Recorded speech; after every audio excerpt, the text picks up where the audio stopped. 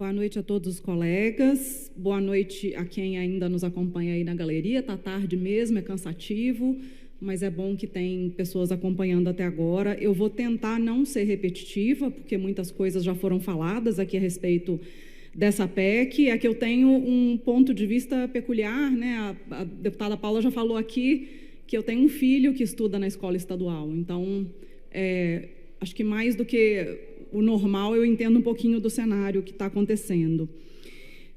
Eu vi algumas pessoas discutindo aqui, falando que é desonestidade intelectual você falar que vai tirar 10 bilhões da educação, que não é bem assim, mas a verdade é que a gente tem uma PEC aí que quer diminuir esse mínimo de investimento de 30 para 25, quer dizer, de alguma forma esse valor vai acabar não sendo investido. Também vi um deputado questionando se, de fato, o Estado tem investido os 30% na educação. Eu acho que é um questionamento legítimo pelo estado que a gente vê as escolas estaduais atualmente. A deputada Paula já falou aqui que eu, que tenho um filho na escola estadual, tive que processar o Estado, porque o meu filho é um autista grau 3, quer dizer, o grau que precisa de mais suporte, que não fala, que tem deficiência intelectual, ele tem 16 anos, e eu cheguei na escola estadual para matricular o meu filho, e eu descobri que ele não ia ter um acompanhante na sala de aula. E ele não vai nem no banheiro sozinho, né? E aí chegaram a me propor que ele frequentasse a escola por um mês sozinho, para que pudessem analisar se de fato ele precisava, sendo que na escola municipal ele já tinha todo esse suporte. E aí é que está. Eu vi na rede municipal de Vinhedo, onde eu moro, a inclusão acontecendo de verdade, o meu filho tendo acompanhamento, tendo professora de educação especial, tendo seu material adaptado, indo nas festinhas dos colegas. Então, eu sei que é possível. Qual que é a diferença? Na rede municipal tinha investimento. E, gente, não tem milagre. Não existe milagre. Para a gente conseguir fazer educação inclusiva de verdade, precisa botar dinheiro. E eu preciso ser justa aqui, sabe, presidente? Eu tenho tido conversas muito boas com a SEDUC, com o Vinícius, com a Ana Paula, que cuida especificamente da parte de educação inclusiva. Temos conseguido avanços, eu fiquei sabendo, inclusive, que vão contratar, de tanto que eu encho o saco lá, acompanhantes especializados para os alunos com deficiência. Vão começar essa contratação. Mas não adianta o Vinícius, não adianta a Ana Paula ter a boa vontade, estar atentos às necessidades desses alunos, desse público, se não tiver dinheiro suficiente para fazer o que é preciso fazer, né? Porque a gente sabe que a intenção é essa, é justamente se investir menos na educação. A deputada Paula já falou aqui da questão da categoria O. O dado da SEDUC, depois do censo, é que 48% dos professores da rede estadual são categoria O.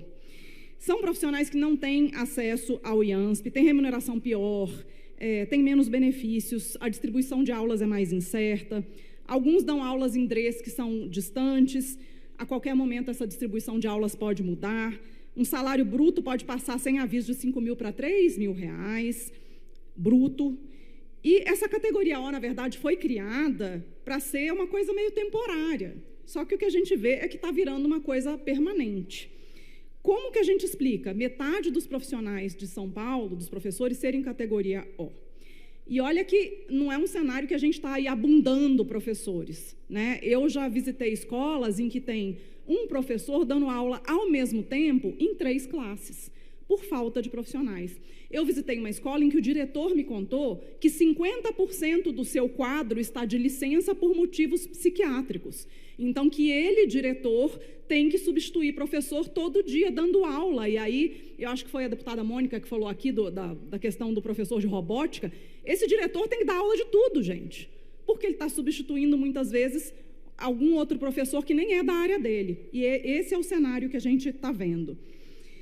Eu visito escolas quase toda semana, gente, porque o nosso gabinete ele tem um funcionamento meio diferente, né? A gente tem um time de acolhimento que fica ali só para receber denúncias de violações de direitos. São 6 pessoas que recebem cerca de 70 denúncias por dia.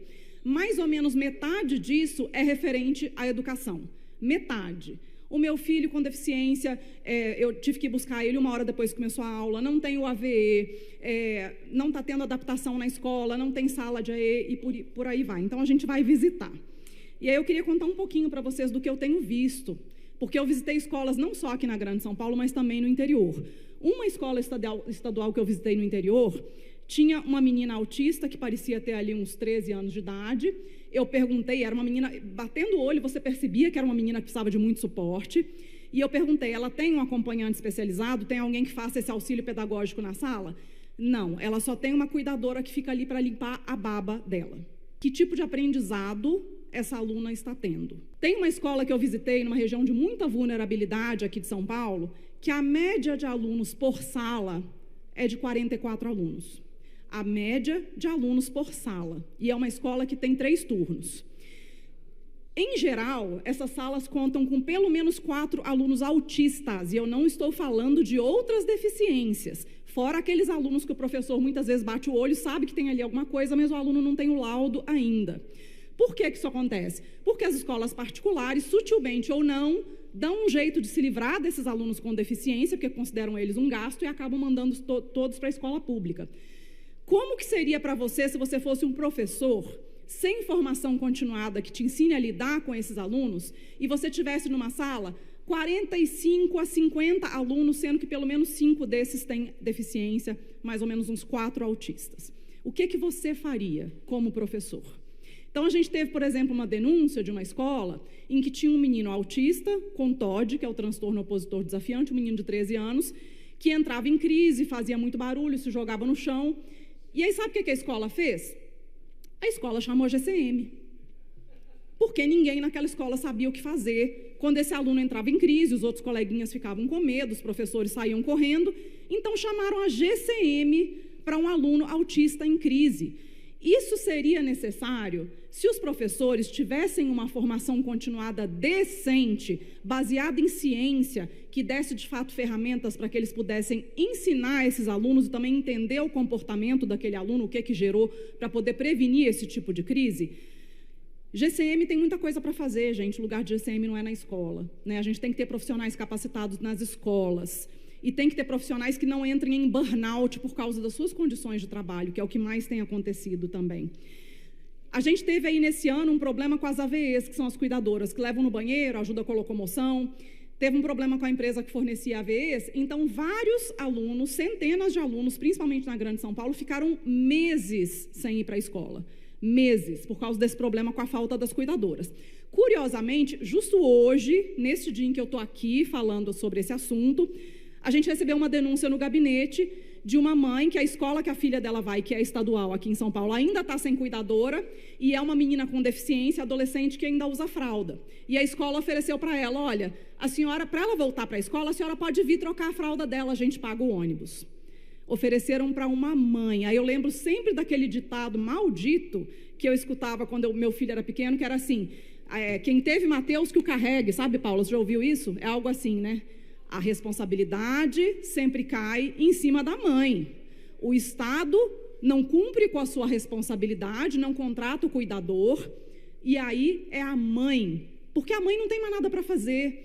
Ela não foi abandonada pelo marido em 80% dos casos, né, quando tem um filho com deficiência, não tem que se virar nos 30 para botar dinheiro em casa, trabalhar, ela tem que parar tudo e ir na escola trocar a fralda da filha. Uma responsabilidade que não é dela, é do Estado. A gente tem aí tantos casos de escolas que foram visitadas com base nessas 70 denúncias por dia, que eu poderia ficar aqui a noite inteira falando, mas não vou fazer isso, é óbvio, está todo mundo cansado e o meu tempo também daqui a pouco está acabando. Eu entendo as argumentações, entendo da questão da idade, da população que está envelhecendo, e sim, a saúde também está um caos. Eu recebo muitos hospitais no meu gabinete pedindo emendas, hospitais que estão com empréstimos, mas também foi mostrado aqui como que existem possibilidades para o governo tirar esse dinheiro de outros lugares, gerenciar melhor este orçamento para que não penalize a educação, porque, de novo, se a educação do Estado tivesse uma maravilha, nós estamos aplicando aí os 30%, está lindo, e eu seria a primeira a falar, gente, meu filho está lá na escola estadual. Tudo bem, mas não é o caso. Tem uma escola que eu visitei que até os azulejos da parede eram arrancados, não tinha extintor de incêndio. A gente tem falta de programas que dê orientações para os alunos. O diretor, sabe que às vezes a gente chega na escola, Paula, e a gente vai bravo, porque a gente recebeu denúncia, e a gente vai em cima, né, querendo conversar com o diretor, mas achando, esse diretor tem alguma culpa nisso, vamos conversar com o diretor. E a gente quase sai da escola abraçado, chorando com o diretor. O diretor simplesmente me mostrou um saco desse tamanho de vape, que ele pegou só de uma turma de 6ª série. Os alunos estão viciados em vape. Os alunos estão viciados em tigrinho, em bete. Tem aluno de 13 anos com sífilis, aluna com 12 anos grávida. É isso que a gente escuta quando vai nas escolas públicas, principalmente de regiões de mais vulnerabilidade. Não existem programas de orientação no ambiente escolar, de acolhimento das famílias. Existe criminalidade em algumas regiões. Teve uma escola que teve sequestro no estacionamento, assalto no estacionamento. Essa é a situação da rede estadual de São Paulo em geral. E, de novo, gente, o meu filho está lá. O meu filho está lá. E eu consegui um acompanhamento para ele, mas ainda não é o ideal. E na própria escola dele, quando eu estive lá, a diretora falou comigo assim, será que você pode conversar lá na secretaria para mim? Que ela sabe que eu sou deputada, cidade pequena, né? Porque aqui nós temos uma aluna com deficiência que usa fralda e a gente precisa trocar a fralda dela, mas não tem um banheiro adaptado. Então, a gente tem que esperar todo mundo sair do banheiro para botar uma maquinha ali, tranca a porta do banheiro e aí troca essa aluna. Quer dizer, nem acessibilidade não tem, que é o básico e que está na Lei Brasileira de Inclusão e que já deveria estar sendo cumprida há muito tempo. A gente ainda não tem o básico. Faltando porta dentro de banheiro, que é o que a gente viu aqui. A gente recebeu denúncia de escolas que ficaram sem merenda, também por muito tempo. Gente, são tantas coisas para discutir e, de novo, eu fico feliz com as conversas que eu tenho tido com a Secretaria da Educação, sobre projetos que eles têm de ampliar o atendimento, inclusive para esses alunos que têm doenças crônicas, que são alunos com deficiência, de pensar em como a gente pode fazer alguma parceria com a saúde para poder atender na escola também. Mas, de novo, a gente precisa de dinheiro. Não dá para a gente cortar investimento na educação, sendo que a educação não está às mil maravilhas, muito antes, pelo contrário. Daqui a pouco vai começar a faltar professor num nível crônico, que a gente vai ter um problema ainda maior do que está tendo agora. Ninguém quer essa profissão.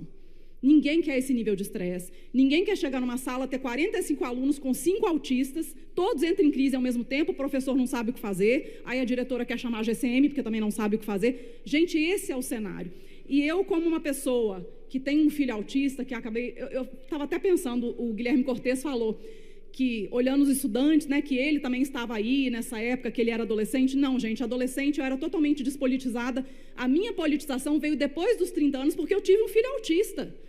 E a primeira negativa de matrícula que ele teve na vida, ele tinha 2 anos de idade, ele era um bebê. Que foi quando eu vi como a sociedade trata as pessoas com deficiência, porque alguém bateu a porta de uma escola na cara do meu bebê de 2 anos, porque eu falei que ele era autista. A minha politização veio daí. Então, agora eu estou aqui tentando ajudar um pouco nesse sentido da inclusão. Tenho tido conversas boas com a Secretaria da Educação, mas a gente precisa de investimento. A gente não decidiu que as crianças com deficiência, os adolescentes, têm que estar na escola regular? Então, a gente precisa dar formas para que eles estejam bem incluídos na escola regular. Porque, senão, gente, não é inclusão, é matrícula. E matrícula não é mais do que obrigação. Então, passou da hora da gente entender que não existe milagre, que se o meu filho estava matriculado e sendo bem incluído e aprendendo na escola municipal é porque lá estava tendo investimento. Aliás, muito obrigada ao doutor Dario Pacheco aí de Vinhedo, que fez essa rede de Vinhedo Setor Inclusiva. A gente também pode fazer isso no Estado, mas a gente precisa de vontade política e de dinheiro. Uma coisa sem a outra também não funciona. E é por isso que eu não acredito que seja a hora da gente tirar a obrigatoriedade de 30%, que eu tenho lá minhas dúvidas que está sendo cumprida, e passar para 25%.